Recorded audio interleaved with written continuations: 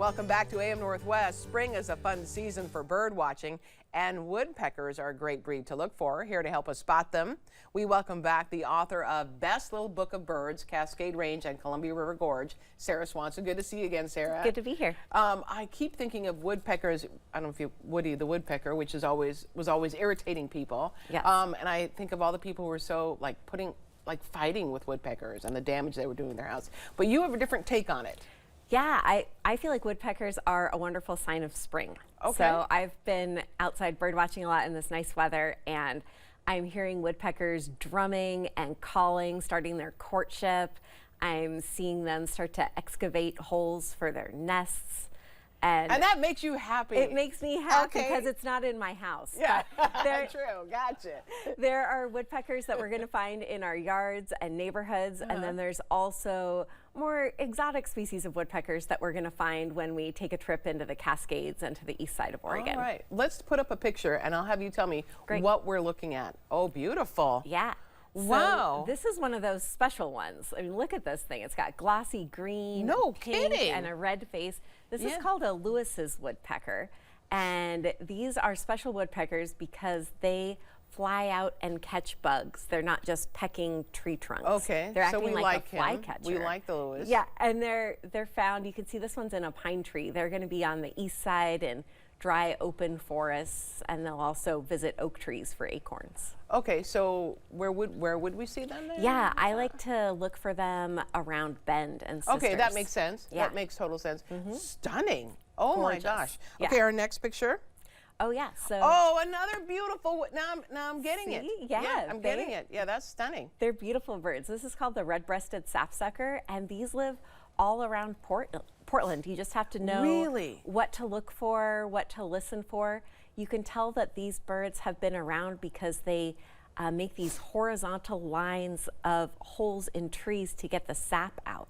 That's why they're called sapsuckers. So they'll eat insects, but they'll also drink the sap from trees. Can you tell me how big they are? Yeah. So can we put them in a hand? Yeah, you could hold this one. Okay. It's hand sized. Yeah. We've got kind of What's a range making of you size. giggle? Was that a stupid question? No, I'm just thinking about holding a woodpecker and how that might not be a good idea. Smart. But yeah, we'll have some different size ones on here, so I'll let you know which ones are kind of different. All right, let's sizes. take a look at our next one. Oh, another pretty bird. Yeah, so now we're going back to the east side, and this is a black-backed woodpecker. And these ones are, they specialize on burned forests.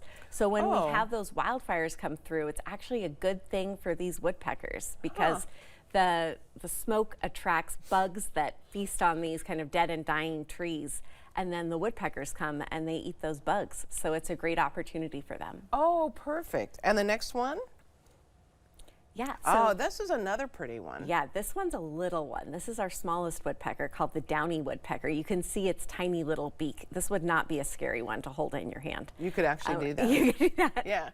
And this is a male one. You can tell it's got the red on the back of its head. Some of these woodpeckers have differences between males and females, and this is one of them. And are you saying some of the others, they're not different? They're yeah, about the Lewis's same? woodpecker, for example, that flashy one, the males and females both look like that. Oh, they both do? Yeah. Okay, great. And then the next one is? Oh, this is a hairy woodpecker. So similar to the downy, but kind of its larger cousin. It's got a beak that would hurt if you tried to hold it in your hand. Yeah. And it's going to be found on larger trees. The downies like kind of smaller branches and trunks, and these ones are going to be on big trees. They blend right in. The camouflage is incredible here. They do. You're really listening for them. So is that the key, is to listen and then look?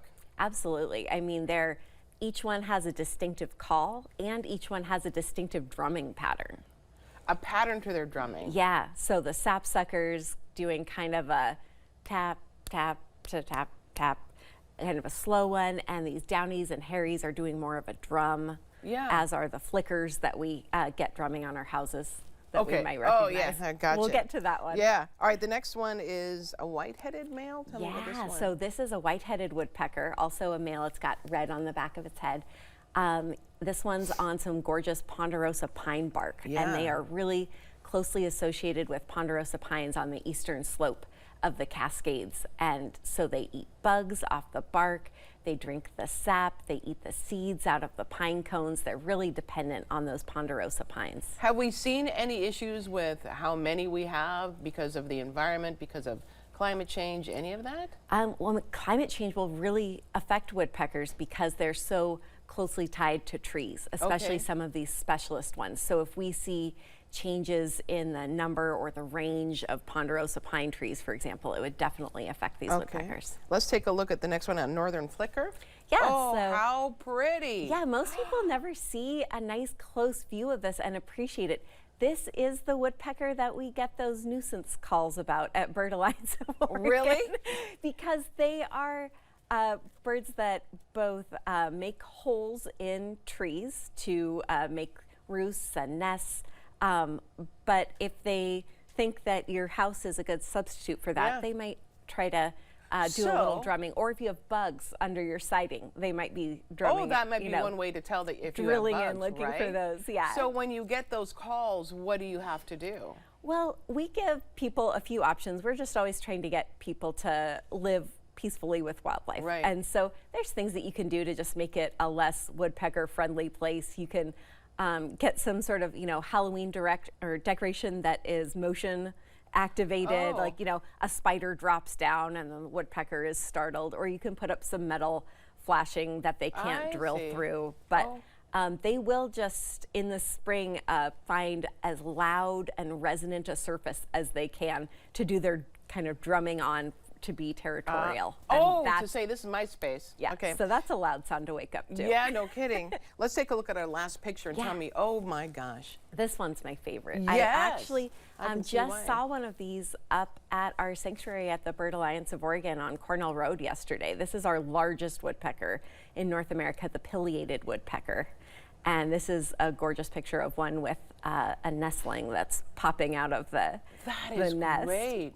So if we don't see them in our neighborhood, we can go to the Bird Alliance of Oregon and check it out. So these guys need big trees in the forest, a whole forest of big trees with some dead trees that they can dig through for ants, because that's their favorite. And so you're going to find them in Forest Park, for example, but maybe not in your backyard unless you've got a bunch of big trees. But you can find those flickers and those downy woodpeckers and those sapsuckers right in your backyard. All right, Sarah, I wish you'd be more excited about this. Yeah. Your book is titled Best Little Book of Birds, Cascade Range and Columbia River Gorge. Sarah Swanson, thank you so much. Thank you so much. All right, we'll be right back with more AM Northwest. Don't go away.